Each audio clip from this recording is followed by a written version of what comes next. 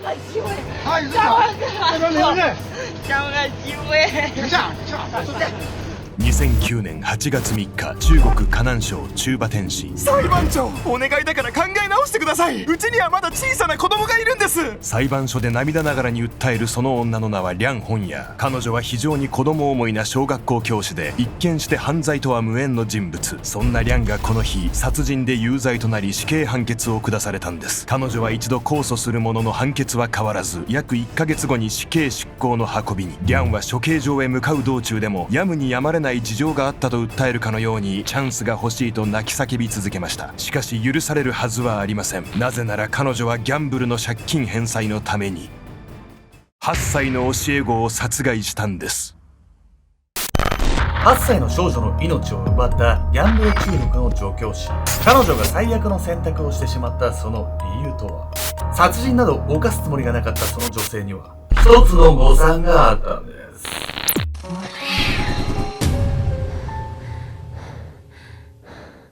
おぞすけんちゃんです。宮宮美子です。避暑地といえば避暑地といえば避暑地といえばなんだろう、安曇野ありません。日本には。あなた今、知ってる？日本の避暑地、北海道、40度行ってます。じゃあどこに行けばいいと思う？普通冷蔵庫とか。どういうこと？冷蔵庫に行くの？避暑地でしょ。暑いとこ叫んでしょ。冷蔵庫とかさ、なんか適当にエアコン効かせればいいじゃん。避暑地だよ、それは。つまらな。つまらなくないよ。こっちのセリフだよ。なんかすごい涼しい風を感じられるとこに行きたいでしょ？だから冷蔵庫でいいじゃん。自然の中で。自然の中でね。ないわ、じゃあ。今回は中国河南省で起きた殺人事件をご紹介します。ギャンブルで借金を抱えた助教師が追い詰められた末、8歳の教え子を殺害してしまうという非常に痛ましい事件なんです。これ小さい子が亡くなってるっていうのは悲しいってのはもちろんそうなんだけどさ、そのギャンブルでお金に困ったからその教え子を殺すっていうそのつながりが全然わからないんだけど、なんでそこを殺すことにつながったわけ？これね、犯人も最初はね、殺そうとまでは思ってなかったんです。そして彼女はもともと犯罪を犯すような悪人でもなかったんです。事件当日、いつものように登校してきたその少女は確かに門をくぐったはずでした。しかし、そこから彼女は忽然と姿を消すんです。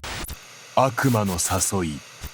2008年3月7日、中国河南省中馬天市。お父さんありがとう。行ってきます。朝7時20分、父の車で学校へ到着したその少女はユエン・シーウェイ。彼女は父に別れを告げると、いつものように校門をくぐりました。すると間もなく、ユエンを待っていたかのように笑顔で近づいてくる人物がいたんです。ユエン、今日は学校じゃなくて私の家で補習をしましょう。そう声をかけてきたのは、以前ユエンの担任を務めていたリャン・ホンヤーでした。学校に行くはずの時間に教師の自宅で補習をする。冷静に考えればその誘いには違和感がありましたが、元担任のリャンを慕っていたユエンは言われるままついていってしまうんです。小学校低学年でしょ？そりゃ先生についてきてって言われたらついていくでしょ。リャンが教え子のユエンを連れ去ったことは明らかだったんですが、彼女はすぐには連れ去ったことっていうのを認めなかったんです。その日の昼12時頃、ユエンを学校に送り届けた父親が仕事をしていると、妻から慌てた様子で電話がかかってきました。ユエンが学校に行ってないそうなの。成績優秀で授業をサボることなどこれまで一度もなかったユエン。さらに父親は彼女が校門をくぐる姿を確かに見ており、学校に来ていないというその状況は明らかな一大事でした。父親はすぐに仕事を切り上げ母親と合流。必死になってユエンを探しますが、彼女はどこにも見当たらず警察へ通報するんです。一方、ユエンを連れ去った犯人の特定にさほど時間はかかりませんでした。担任が校内で聞き込みを行ったところ、校門の近くで赤い服の女性とユエンが話しているのを見たという生徒が現れたんです。その赤い服の女性とは、この学校で2年生の数学を担当している教師、そう、リャンでした。その後、リャンは校長室へ呼び出されますが、警察に事情を問われても私は知らないの一点張り、ユエンと校門で話していたという事実さえ頑なに認めようとしなかったんです。しかし目撃情報がある以上、その言い分は通るはずもなく、警察はユエンの両親を連れてリャンの自宅へ向かうことに。なんもないですから帰ってください。顔を真っ赤にしてそう叫び、警察を追い返そうとするリャン。警察は彼女を払いのけ、無理やりその部屋のドアを開けました。するとその部屋のベッドの上には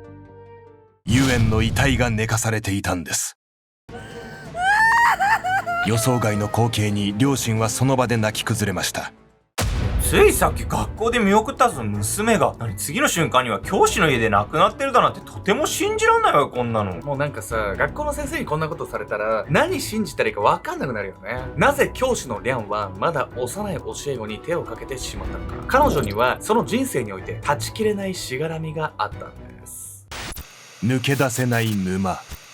大学を卒業してすぐ小学校の教師として働き始めたリャンは子供思いで面倒見が良く、生徒からも非常に慕われていました。結婚して子宝にも恵まれ、彼女は仕事もプライベートも充実した日々を送っていたんです。ただそんな幸せの裏でリャンにはどうしても断ち切れないしがらみがありました。それは父親が重度のギャンブル依存症だということ。リャンの実家はもともと裕福な家庭でしたが、彼女が10代の頃、父がギャンブルに溺れ多額の借金を背負うことに、リャンは実家を出て以来父とは距離を取って生きてきたのですが、22歳の頃その影響を無視できない出来事が起こるんです。お母さんどうして？母の遺影を前に力なくうなだれるリャン。借金のストレスがたたったのか、リャンの母親は不調をきたして急逝してしまったんです。さらに父親はまだ妻が亡くなって間もないにもかかわらず、娘のリャンよりも若い恋人の存在を明かし再婚するなどと言い出す始末。到底受け入れられないそれらの状況にリャンは日に日に病んでいってしまうんです。奥さんが亡くなってからすぐに再婚だなんてさ、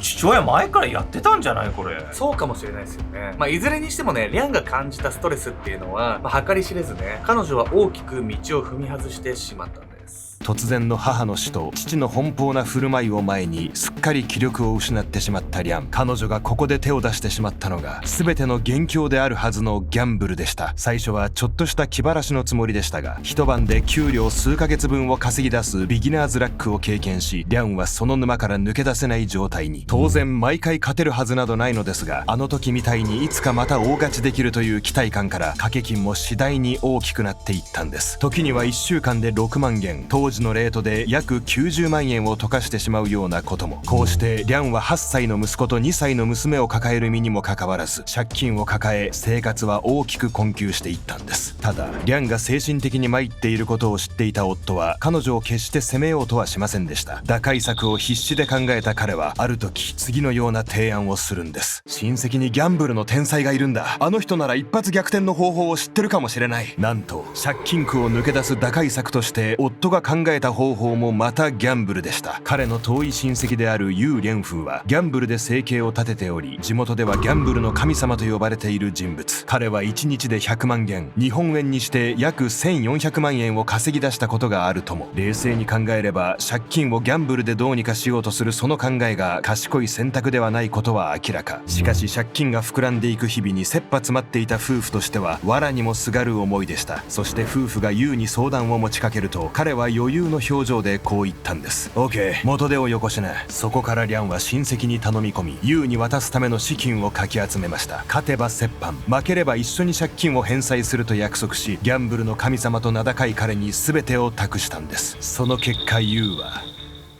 預かったお金を全て溶かしてしまいました。負けたら一緒に借金を返すって約束しましたよね。リャンはひどく取り乱した様子でユウを問い詰めます。すると彼はタバコをくわえたまま気のない様子でこう答えたんです。約束？覚えてねえな。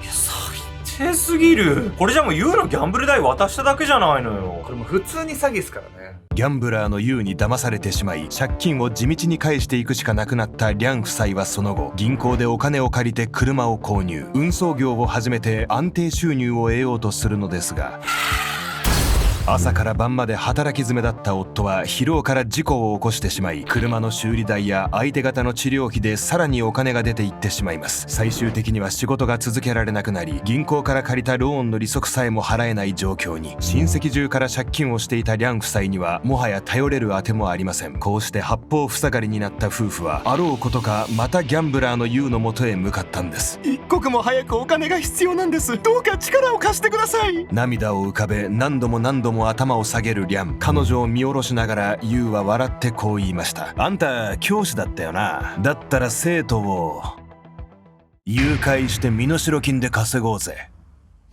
もうほんとろくでもないやつじゃないのよ。もともとこいつに相談したのが全ての間違いになったんじゃないこれ。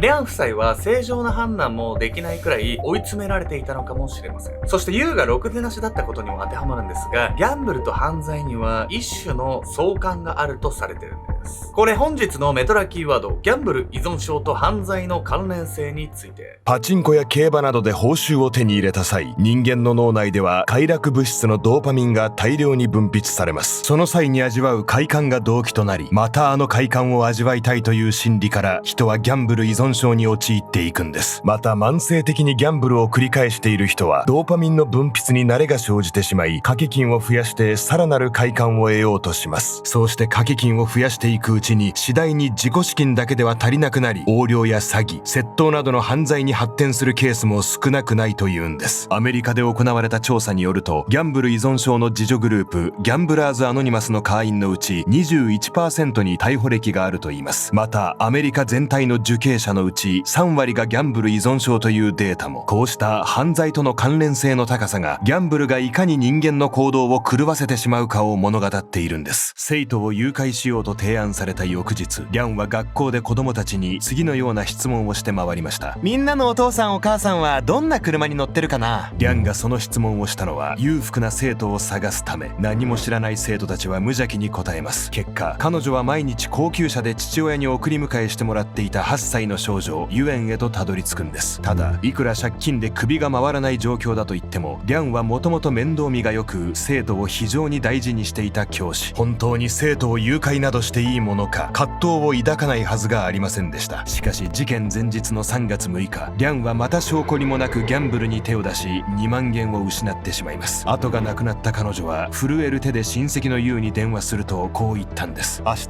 生徒を誘拐します。それで補習するからついてきなさいっつってユエンをさ呼び出したわけでしょ。で身代金目的だったわけじゃない最初は。それがなんでなくなっちゃうような結果になるわけ。そこなんですよね。ユエンを誘拐した後、リャンに不測の事態がね襲いかかってきたんです。全てを狂わすもの。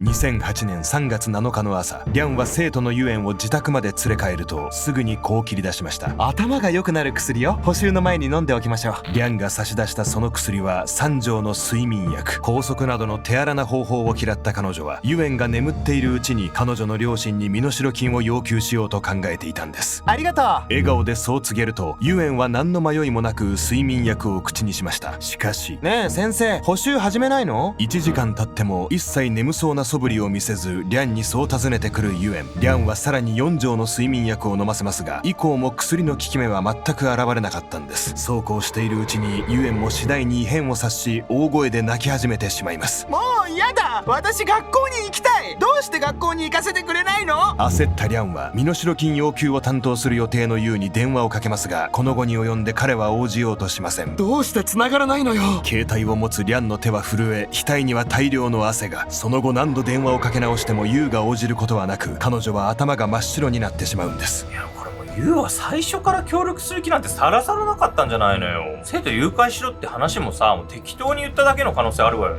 ね。電話にね応じないっていうのはそういうことっすよね。こうしてリャンは極度のパニック状態に陥り、ついにその時が訪れるんです。午前9時、リャンが泣き叫ぶユエンを必死になだめようとしていると、彼女の携帯が鳴った。もしもし。共犯のユウからの連絡を待っていたリャンは急いで携帯を耳に当てた。しかし電話越しに聞こえてきたのは全く別人の声だった。リャン先生、今日はどうされましたか？校長から話があるようですので、すぐに学校までいらしてください。電話をかけてきたのは同僚の教師。やばい、すぐに行かなきゃ。もたもたしていると怪しまれるが、泣き叫ぶユエンをそのままにして家を出るわけにもいかず、頭を抱えるリャン。その時、彼女の視界に映ったのは、泣くのをやめて立ち上がりトイレへ向かうユエンの姿だった。やるなら今しかない。意を決した様子でそばに置いてあったビニール袋を拾い上げ、ユエンが入っていったトイレのドアに手をかけたリャン。次の瞬間、勢いよくそのドアを開くと、彼女はユエンを床に押し倒した。何するの？やめて！ユエンは悲痛に声を張り上げるが、リャンはすぐに手にしていたビニール袋でその鼻と口を塞いでしまう。ユエンのもがき苦しむ姿を目にしても、リャンが力を緩めることはなかった。かすかに漏れていたユエンの声もやがて聞こえなくなってしまう。そして動かなくなったユエンを見下ろしていたリャンは、彼女の顔を覆っていた袋をビニールテープで完全に密閉した。これでもう泣いたり叫んだりしないわよね。いくらパニックになってたからっつっても、こんなん到底許されないわよ。自分がね教えてた生徒が苦しむ姿を見てたら、普通は手を緩めるとは思うんですけど、お金にね追い詰められた人間っていうのは何をしでかすかね本当に分かんないですよね。ユエンを殺害した後、学校へ向かったリャンはそこで警察の追及を受けることに。その後、自宅からユエンの遺体が見つかり、取り調べにかけられた彼女はやがて殺人と誘拐について自白。その際、リャンは共犯のユウについても証言しました。彼はリャンが勝手にやったことと関与を否定しますが、2人は同時に逮捕されたんです。翌年の2009年8月3日、誘拐、殺人で有罪となったリャンに下された判決は死刑。ユウについては誘拐に対して二次的な役割を果たしたとされ、懲役15年の判決に。加えてユウには罰金として5万元、日本円換算で約70万円が課されました。ユウに騙されたんです。私も被害者なんです。もう一度チャンスをください。裁判中、リャンは何度となくそう訴えましたが、たとえ騙されていたとしても、お金に目がくらんで生徒を手にかけた以上、情状酌量の余地はありません。何より涙を浮かべてリャンを睨みつけるユエンの両親の姿が、彼女の罪が決して許されないことを物語っていました。その後、リャンは控訴するも棄却となり、2009年9月16日に死刑執行。処刑場へ向かうさなかも、彼女は大粒の涙を流しながらこう叫び続けていました。どうか私にチャンスをください。取り返しのつかない罪を犯してなおやり直すチャンスを欲しがるリャンのその言葉は、ギャンブルの沼にはまってしまった彼女の過ちを言い表すかのようでした。負けてもどこかで取り戻せる。あなたはそう信じるあまり、間違った方法に固執してしまった経験はありませんか？